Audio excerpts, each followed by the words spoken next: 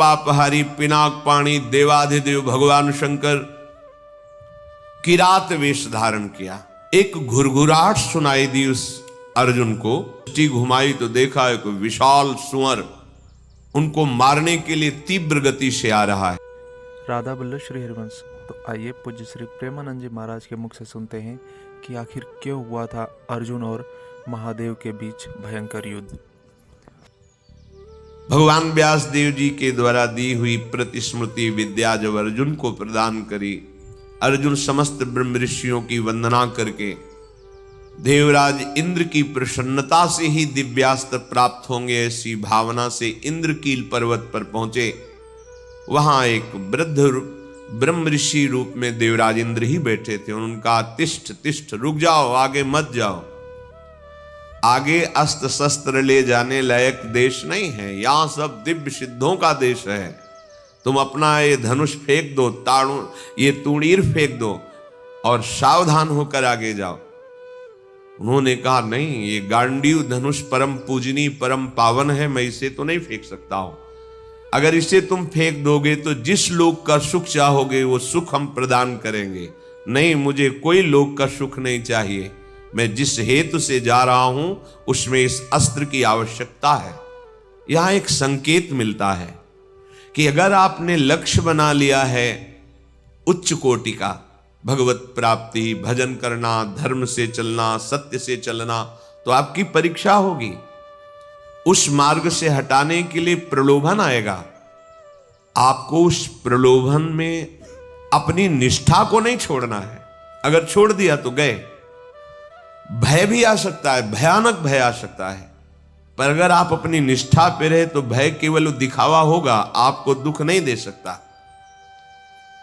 प्रकट हो गए देवराज इंद्र और कहा मैं कोई ब्रह्म ऋषि नहीं हूं, मैं त्रिभुवनपति देवराज इंद्र हूं।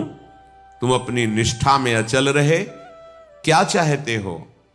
तो कहा मैं आपके द्वारा दिव्यास्त्र चाहता हूं। वो तो तभी प्राप्त हो सकते हैं जब देवाधिदेव भगवान शंकर का दिव्य अस्त्र तुम्हें प्राप्त हो, उनका साक्षात्कार हो, फिर हम समस्त लोकपाल अपने अपने दिव्यास्त्र आपको दे देंगे। अर्जुन ऐसा सुन ही रहे थे कि देवराज अंतर्धान हो गए। अब विचार किया कि मुझे प्रथम महादेव जी की आराधना करनी चाहिए। तपस्या के लिए दृढ़ निश्चय करके बड़ी उतावली के साथ चले और एक भयंकर कंटकाकीर्ण वन में पहुंचे, जहां समीप में सुंदर नदी प्रवाहित हो रही थी। हिमालय का शिखर है, पवित्र शीतल वायु चल रही है। उस स्थान के दर्शन करके मन में निश्चय हुआ कि यहीं भगवान शंकर की आराधना करेंगे। महातेजस्वी दृढ़ संकल्प वाले अर्जुन ने उस प्रदेश में तपस्या में संलग्न होने के लिए स्थान चयन किया और कुशा की लंगोटी लगाई। कुशा बहुत दुखद होता है, छू जाए तो त्वचा को चीर दे। लंगोटी लगाई और एक दंड समीप में रख लिया और अपने गांडीव धनुष और तूणीर को वृक्ष की डाल पे से टांग दिया और हाथ जोड़कर भगवान शंकर की स्तुति करके निरंतर भजन में लग गए, निरंतर महादेव जी के चिंतन में निमग्न। दोनों भुजाएं उठाए हुए, कोई सहारा नहीं, पैर के अंगूठे के अग्रभाग पर खड़े होकर के भगवान शिव के मंत्र का जप करते हुए, आकाश की तरफ दृष्टि रखे हुए एकाग्र चित्त से उपासना कर रहे हैं। तदनंतर अर्जुन की भयंकर तपस्या को देख करके वहां रहने वाले जितने ब्रह्म ऋषि थे सब भगवान पिनाक पाणी महादेव जी के समीप गए और महादेव जी को प्रणाम करके कहा, देवाधिदेव अर्जुन आपके लिए महान तपस्या से युक्त होकर के उपासना कर रहे हैं।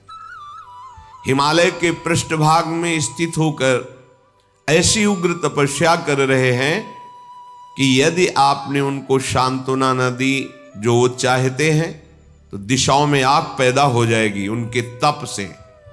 हे देव देवेश्वर, हम लोग कुछ समझ नहीं पा रहे कि उनको कैसे शांत करें। वे अपनी तपस्या का संताप प्रकट कर रहे हैं। हम महर्षि जन चिंतित हैं कि यदि वो ऐसी तपस्या में रहे तो आग पैदा हो जाएगी। जैसे ध्रुव जी ने अपनी प्राणवायु बंद कर ली तो त्रिभुवन की प्राणवायु बंद हो गई, तत्काल भगवान को आना पड़ा। पवित्र चित्त वाले इन महर्षियों की जो सदा सबको सुख देने में तत्पर रहते हैं, उनकी बात सुनकर भगवान देवाधिदेव महादेव ने कहा, महर्षियों, मुझे पता है, तुम विषाद मत करो। अर्जुन की तपस्या किसी को कष्ट देने के लिए नहीं है। अर्जुन के मन में जो संकल्प है वो मैं जान रहा हूं। वो किसी लोकांतर के भोग की इच्छा से तपस्या नहीं कर रहे हैं। उन्हें जो पाना है वो मैं प्रदान करूंगा। तुम सब शांत चित्त होकर अपने अपने भजन में लगो जाकर। भगवान शंकर का ये वचन सुनकर जितने ब्रह्मर्षि आए हुए थे सब प्रणाम करके अपनी अपनी कुटिया को गए। उन महात्माओं के चले जाने के बाद सर्व पापहारी पिनाक पाणी देवाधिदेव भगवान शंकर किरात वेश धारण किया। दिव्य कांति धनुष बाण धारण किए हुए, मृगचर्म धारण किए हुए, और भगवती उमा भी उसी भेष में साथ में, और साथ में उमा के साथ बहुत सी देवियां और महादेव जी के साथ उनके गण, पर सब किरात वेश में। जे ही भगवान शिव इस वेश में वन में प्रवेश किए तो सारा वन शांत हो गया। खग मृग पशु पंछी वायु जल सबका कोलाहल शांत हो गया, आवाज बंद। एक घुरघुराहट सुनाई दी उस अर्जुन को। आकाश दृष्टि करके मंत्र जप कर रहे थे, दृष्टि घुमाई तो देखा एक विशाल सुअर उनको मारने के लिए तीव्र गति से आ रहा है। तत्काल अर्जुन ने अपने गांडीव धनुष को उठाया और प्रत्यंचा चढ़ाकर टंकार की, जिसकी ध्वनि उस शांत वन में गूंज गई।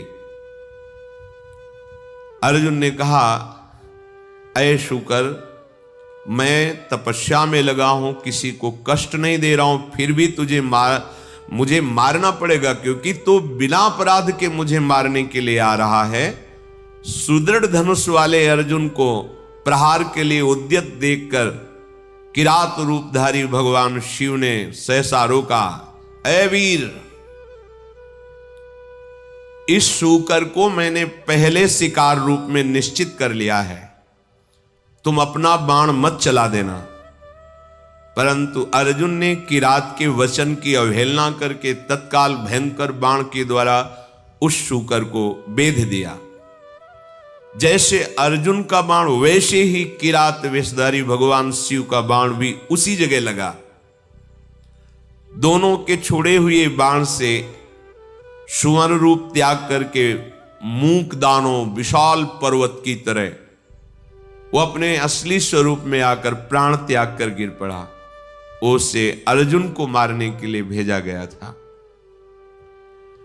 जैसे बिजली की गड़गड़ाहट होती है, ऐसे आवाज करते हुए असुर अपने प्राणों को त्याग दिया। शत्रुनाशक अर्जुन उस तेजस्वी की रात को देखा जो कुछ दिव्य स्त्रियों से घिरे हुए थे। अर्जुन ने कहा, तुम कौन हो और यहां स्त्रियों के साथ क्यों घूम रहे हो? क्या आपको मालूम नहीं कि भयावह वन है? और क्या तुम्हें वन के सिद्धांत का भी ज्ञान नहीं है?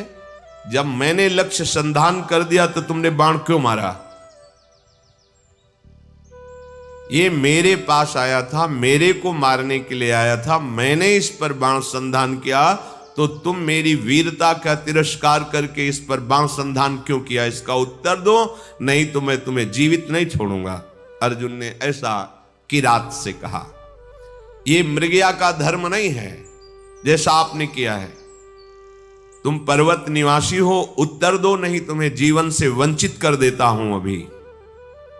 अर्जुन के इस प्रकार कहने पर किरात भगवान जोर जोर से हंसने लगे और कहा, बहुत वीरतापूर्व तुम वाणी भी बोलते हो और वीर भी हो,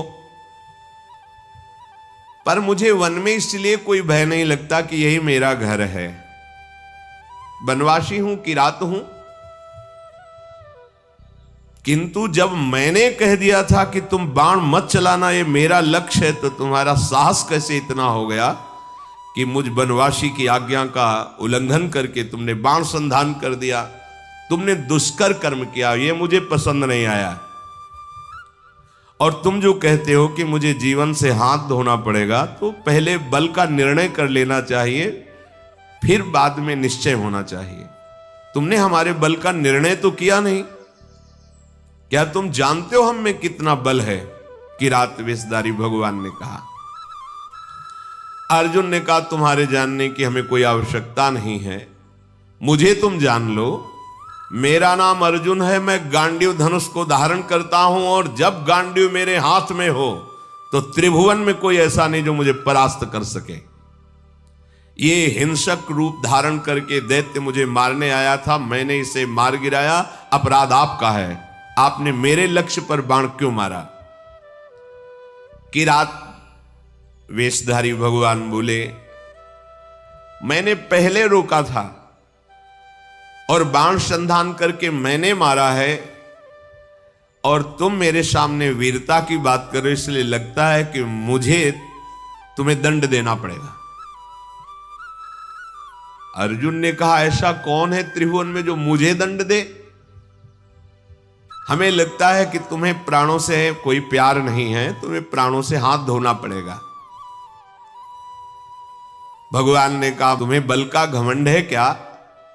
तुम दूसरों को निर्बल समझते हो क्या? हमें लगता है तुम्हें शक्ति का और बल का गर्व है। तो धैर्यपूर्वक हमारे सामने तुम अपना बल प्रदर्शन करो, मैं खड़ा हूं। पर जब मैं बाण छोड़ूंगा तो तुम खड़े नहीं रहोगे। किरात की ये बात सुनकर अर्जुन को बड़ा क्रोध है कि एक वनवासी किरात हमको ललकार रहा है। तत्काल भगवान शिव का ध्यान करके बाणों का संधान प्रारंभ किया। जितने भी बाण जा रहे हैं उस कोई घाव नहीं पैदा करे, सब लीन होते जा रहे हैं। और बार बार किरात कह रहे, और संधान कर। अर्जुन को समझ में नहीं आ रहा कि आज तक तो ऐसा नहीं हुआ। बाण गया, अक्षय तूणीर है, बाण गया, लक्ष्य वेदा तूणीर पे आ गया है। ये तो लीलता जा रहा है। बाण जहां जा वो अंतर्ध्यान उन्हीं के शरीर में होता जा रहा है। अर्जुन ने बाणों की वर्षा, झड़ी लगा दी। भगवान जो किरात वेश में कोई चेष्टा नहीं कर रहे, जहां बाण जाता है वहीं समा जाता है, अंतर्धान हो जाता है। 48 मिनट तक बाणों की झड़ी लगाते रहे, कोई खरोच भी नहीं और एक भी बाण वापस नहीं हुआ। सारी बाण वर्षा व्यर्थ देखकर अर्जुन को बड़ा आश्चर्य हुआ और कहने लगे, धन्य है किरात, धन्य है। वास्तविक मैंने ऐसा वीर नहीं देखा तुम्हारे जैसा। हिमालय शिखर के समान तुम निश्चल खड़े हो और महाप्रचंड गांडीव धनुष से छूटे हुए बाण तुम्हें तनिक व्याकुल नहीं कर पाए। शास्त्रों बाण संधान किया पर तुम्हें खरोच नहीं हुई। एकमात्र मेरे आराध्य देव भगवान पिनाकपाणी शिव के सिवा कोई दूसरा ऐसा नहीं हो सकता कि जो हमारे गांडीव धनुष की चोट सह जाए बाणों की। और यदि तुम रुद्रदेव से भिन्न हो तो अब मैं जितने मंत्र जानता हूं, अस्त्र जानता हूं, सबका प्रयोग करके तुम्हें नष्ट कर दूंगा। अर्जुन ने जैसे आग्नेय अस्त्र मिले हुए थे, उन सब अस्त्रों का प्रयोग भगवान शिव पे किया। सैकड़ों दिव्य अस्त्रों का प्रयोग किया पर सब अंतर्धान जा करके शांत हो जाते हैं। भगवान किरात वेशधारी हंसते हुए बोले, और करो, और बाणों का संधान करो। अर्जुन ने देखा अब तूणीर में एक भी बाण नहीं रह गया। तो उन्होंने विचार किया कि भगवान अग्निदेव जी के द्वारा ये दिए हुए खांडो प्रस्थ जलाने के लिए तूणीर थे, इनका अक्षय शब्द नाम है। अर्थात कभी खाली ही नहीं होंगे। कर्तुम अकर्तुम अन्यथा कर्तुम सर्व समर्था सा ईश्वर, देवों के भी देव महादेव, एक भी बाण तूड़ीर में नहीं बचा, सारे बाण नष्ट हो गए। अब मैं क्या करूं? ये तो मेरे बाणों को ही लील जा रहा है, तो मैं इस प्रचंड बलशाली धनुष के प्रहार से मारूंगा, धनुष की कोटि से। ऐसा विचार करके अर्जुन ने अपने प्रचंड गांडीव धनुष से प्रहार किया। गांडीव धनुष भी लीन हो गया। फिर उनका देखो, मुझे थोड़ा समय दे दो, अगर तुम युद्ध के नियमों को जानते हो तो मैं कह रहा हूं थोड़ा समय दे दो, फिर मैं तुमसे युद्ध करूंगा। छोड़ दिया, और करके देख लो। तत्काल वहीं की मिट्टी एकत्रित की और उसे लिंगाकार किया। बन था ही, कुछ पुष्प लिए, माला और पुष्प, और हाथ जोड़कर भगवान शंकर की आराधना की, भगवान शंकर का स्तवन किया।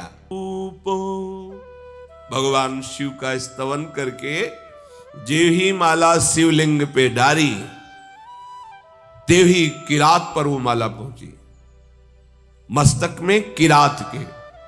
ओहो, ये देख करके अर्जुन आनंद से उल्लसित हो गए, साष्टांग चरणों में गिरे, बोले प्रभु यही मैं सोच रहा था कि ऐसा त्रिभुवन में कौन वीर है जिसकी भुजाओं में आकर मैं निकल ही नहीं पाया, जिनके प्रहार से मेरे अंग अंग शिथिल हो गए। किरात रूपधारी भगवान शिव के चरणों में अर्जुन पड़े हुए, भगवान शिव ने अपनी महान भुजाओं से उठाया। सर्व पापहारी भगवान भव अर्थात महादेव बहुत प्रसन्न हुए और गंभीर वाणी में कहा, अर्जुन कोई ऐसा है ही नहीं तुम्हारे जैसा वीर जो मेरी भुजाओं के प्रहार को सह सके। तुम्हारा पराक्रम, तुम्हारा शौर्य, तुम्हारा धैर्य अद्वितीय है। मैं बहुत प्रसन्न हुआ।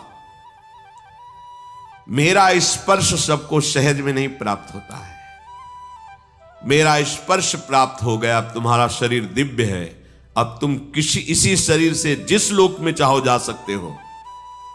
तुम्हारा तेज कोई सह नहीं सकता है। आज से तुम्हारा पराक्रम अद्वितीय है। महाबाहो, मेरी ओर देखो और प्रसन्न हो। देखो, मैं तुम्हें दिव्य दृष्टि देता हूं, तुम मेरे स्वरूप को देखो। भगवान शिव ने जब ऐसा कहा तो अर्जुन के सामने अब किरात रूप नहीं, देवाधिदेव महादेव जो किरात वेश में स्त्री स्वरूप में साक्षात त्रिभुवन सुंदरी अंबा और उनकी दासियां और भगवान शिव के गण, बार बार अर्जुन जी ने पूरे शिव परिकर को प्रणाम किया और कहा, तुम युद्ध में अपने शत्रुओं पर जो विजय चाहते हो तो आज के बाद कोई देवता भी तुम्हें परास्त नहीं कर सकता। मनुष्यों की तो बात जाने दो, मैं तुम्हारे हृदय की बात जानता हूं, तुम मुझसे क्या चाहते हो। लो, विश्व विनाशक पाशुपतास्त्र मैं तुम्हें प्रदान करता हूं।